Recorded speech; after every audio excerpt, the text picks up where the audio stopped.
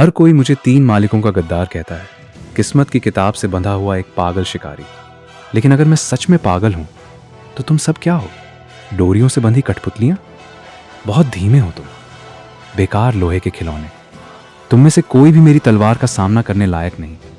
कायरों की भीड़ मेरे असली लक्ष्य का एक बाल भी नहीं छू सकी और पहले ही डर गई। तभी रणभूमि में एक गर्जना गूंजी। मैं यान का योद्धा झांग ईदे हूं, अगर हिम्मत है तो नीचे आकर मुझसे युद्ध कर। मैं मुस्कुराया। शोर मचाने वाले कीड़े, अब तुम्हें असली निराशा दिखाता हूं। अगले ही पल मेरी शक्ति फूट पड़ी। चारों तरफ विस्फोट। धातु के विशाल योद्धा एक एक करके टूटने लगे। मर जाओ, टुकड़े टुकड़े हो जाओ। दुश्मन अवाक रह गए। ये असंभव है। मेरी पूरी शक्ति से किया गया हमला इसके सामने इतना कमजोर कैसे पड़ गया? लॉकिंग सिस्टम पूरी तरह फेल हो गया। वो आखिर है कहां?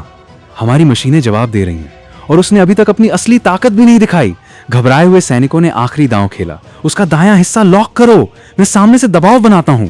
मैंने उनकी ओर देखा और ठंडी आवाज में कहा, बस इतनी ही ताकत है तुम लोगों की?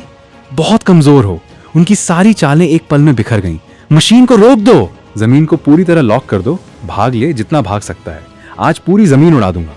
लेकिन अगले ही पल उनकी सारी उम्मीद खत्म हो गई। दिलचस्प, बहुत अच्छा। अब तुम इतने तो बन गए हो कि मैं थोड़ा गंभीर हो जाऊं। मैंने अपनी अंतिम शक्ति खोल दी। सर्वोच्च युद्ध अधिकार सक्रिय। युद्ध फिर शुरू हुआ। सिस्टम दोबारा कैलिब्रेट करो, मिलकर हमला करो। लेकिन मेरे सामने कोई भी रणनीति, कोई भी गठन ज्यादा देर टिक नहीं सका। यही अंत है। तुम्हारे कवच के साथ साथ तुम्हें भी चूर चूर कर दूंगा। तभी कुछ अजीब हुआ। क्या? मेरे शरीर ने जवाब क्यों दे दिया? पावर सिस्टम तो बिल्कुल ठीक है, फिर मेरी नसों का नियंत्रण किसने काट दिया? मैं स्तब्ध रह गया। मेरे वार और दुश्मन के कवच के बीच सिर्फ आधा मीटर का फासला बचा था। फिर भी मेरे दोनों हाथों ने मेरी इच्छा के खिलाफ रुकना क्यों स्वीकार कर लिया? यह कोई भ्रम नहीं था। लाल रंग की डेटा केबल, वो रहस्यमय उल्टी गिनती और वे अजीब दृश्य, सब कुछ मेरी आंखों के सामने चमकने लगा। ये दुनिया आखिर है क्या, जिसे लोग भाग्य कहते हैं? क्या हम सब सिर्फ उसी के मोहरे हैं? फिर मेरे दिमाग में एक और याद कौंधी, डिंग युआन की हत्या। अजीब बात यह थी, मुझे सिर्फ उसका परिणाम याद था। हत्या कैसे हुई उसका एक भी दृश्य याद नहीं था। और अब मेरे दिमाग में पहले से ही मेरी अगली हत्या की यादें भर दी गई थी। ऐसा लग रहा था जैसे कोई अदृश्य हाथ पहले से लिखी हुई यादों को जबरदस्ती मेरे दिमाग में भर रहा हो। मैंने सच जानने का फैसला किया। मैंने अपने सबसे भरोसेमंद आदमी को बुलाया और पूछा, जब डिंग युआन की हत्या हुई थी, मरने से पहले उसने क्या कहा था?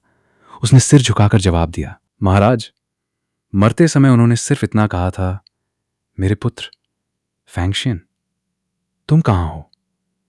मैं कुछ पल तक बिल्कुल चुप रहा, फिर धीरे से बोला, बस अब मैं सब समझ गया। उस दिन के बाद 100 से भी ज्यादा दिनों तक मैं एक ऐसी कठपुतली बनकर जीता रहा जिसे अपनी डोरियां साफ दिखाई देती थीं, लेकिन उन्हें तोड़ने की ताकत नहीं थी।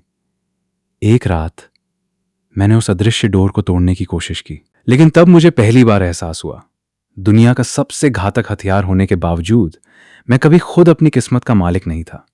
शरद की ठंडी हवा लुओयांग की गलियों से गुजर रही थी। हजारों सैनिक पहरा दे रहे थे, फिर भी उस रहस्यमय शक्ति को कोई नहीं रोक सका। अंतिम क्षण आ चुका था। जो दृश्य पहले मेरी यादों में थे, वे एक एक करके सच होने लगे, लेकिन बीच का पूरा घटनाक्रम फिर से गायब था। जब मुझे दोबारा होश आया तो कहानी पहले ही खत्म हो चुकी थी। डोंग झुओ मर चुका था और इस पूरे युद्ध की सबसे मशहूर जीत, उसकी प्रिय स्त्री, सीधे मेरे महल भेज दी गई। मैंने बिना कोई भाव दिखाए उसे स्वीकार कर लिया, क्योंकि अब मैं सिर्फ एक चीज जानना चाहता था, आखिर वे लोग इस पहले से लिखे हुए खेल को किस अंजाम तक ले जाना